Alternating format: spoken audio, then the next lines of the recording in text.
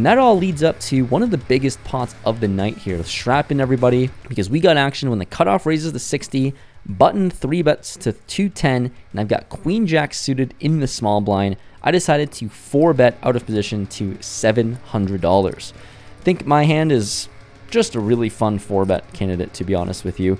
It's suited, it's connected, 40% of a royal, and we're here to gamble.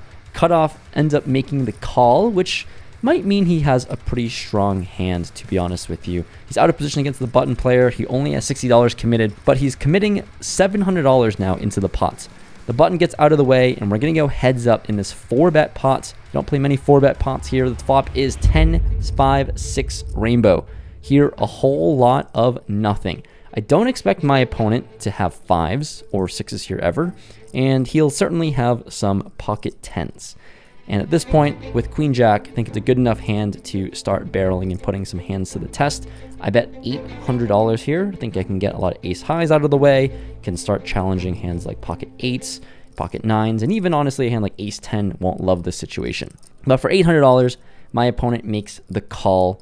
And now we're off to a turn, which is a 5. Another really great card for me, in my opinion here. I have ace 5 a decent percentage of the time, and obviously still all the best overpairs. I am going to continue bluffing yet again and firing out big for $2,000, sizing up for an easy all-in for about $4,000 on the river. And my opponent does indeed come along for a call. So we've got a pretty big pot brewing. Like I said, one of the biggest pots of the night so far. And we're off to a river, which comes a queen. Banking top pair. Oh my goodness. I was planning to just rip it all in as a bluff, but now maybe I get bailed out to be jamming for value. Like I said, the pot is so big. He's got about $4,000 to $4,500 left in his stack. So, hey, gotta go for it. Top pair is fine enough given the stack to pot ratio. So I'm all in. And he doesn't take too long before quickly making the call. And I don't feel great about it, but it's much, much better when my opponent shows pocket jacks. And looks like I sucked out pretty freaking hard here.